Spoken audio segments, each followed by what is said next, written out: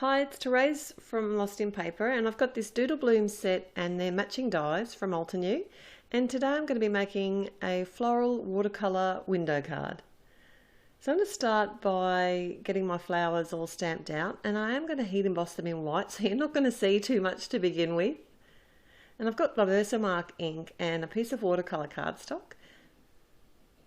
And one little trick that you can use when you can't see exactly where you're stamping when you're using the Versamark ink is to actually add your powder to the stamped images along the way. And you don't have to actually heat emboss it until the end.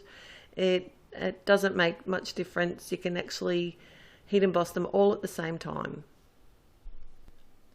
So once I'd heat embossed all my flowers, then I can get on with the colouring. And I'm going to be using my Altenew crisp inks to do the colouring. And I've got two colours, a ruby red and coral berry, and these are a water-based dye ink, so they're a great medium to use as a watercolour. So I'm adding them directly to my clear block, and then to use them as a watercolour I can simply just pick them up with my brush. So I'll just show you how I painted each flower. I did play around with them a little bit, and I found that this looked the nicest is when I added the water to the actual petals themselves. I used clean water. Well, this is cleanish water. It is a little bit pink stained now, but then I just picked up the ruby red colour and let that drop near the centre of the petal, because this is a slightly darker colour, and that just dragged the water in the petal, just dragged it out to the edges of the petal, and then I could use the coral berry on the very edges of the petal. So I let these dry naturally. I didn't want to heat them again because I had the white heat embossed flower and I didn't want to ruin the embossing that I'd already done. So once I'd coloured all my flowers, I just set this aside to dry.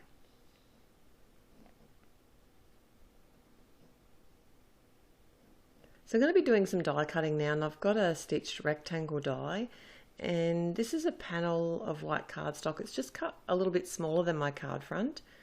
And I'm also using one of the leaf dies from the Doodle Bloom set, and rather than use another piece of paper I thought I might as well just die cut it at the same time.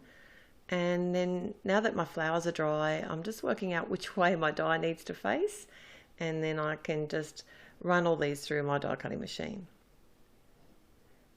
So I'm actually moulding my flowers a little bit because I wanted some dimension, and just being gentle, and the watercolour paper tolerated this really well.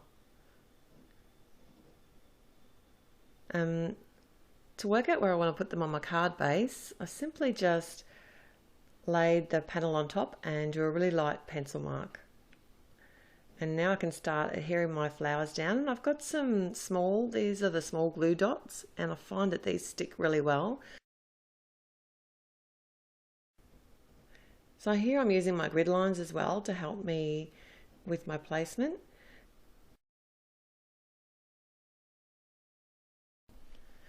And in the end I just found it was heaps easier just to stick all my flowers down on the glue dots first. I was getting in a bit of a tangle before, and the watercolour paper is fairly soft, so I had to be quite gentle when I was peeling them away.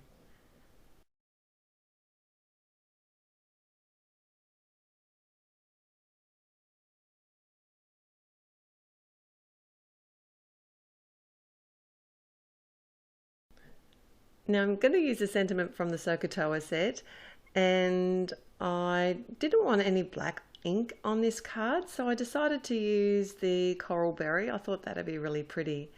And if you haven't seen it already, there are a whole new set of inks from Altenew. It's so exciting. So I'm using my grid lines again to stamp this out, and these inks just stamp so beautifully. And for my leaf, I just wanted a real subtle effect, so I'm going to be using some liquid glue. This is a Tombow, just to adhere this directly to the panel front, and then I can just use my scissors to snip off the bits that just overhang over the edge.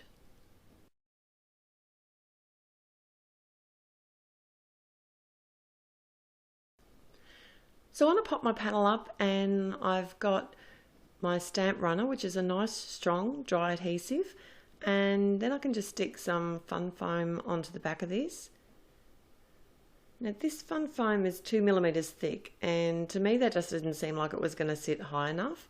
So a real easy fix is to actually add a second layer of fun foam. So that'll make it a total of 4 millimeters thick, which is nice and high and easy to do because I can just add my Tombow glue. I just find the stamp runner doesn't work really well on the fun foam itself. And I know that the Tombow glue will be a real strong hold.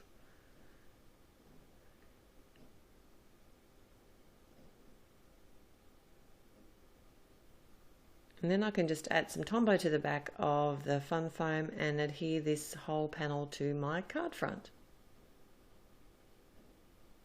And for a final touch, I'm going to add some picket fence. These are distress stickles to the center of each of the flowers.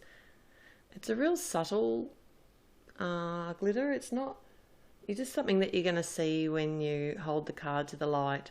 And that's my finished card for today. Thanks for joining me. I'll be back again real soon. Till next time, happy paper crafting. Bye.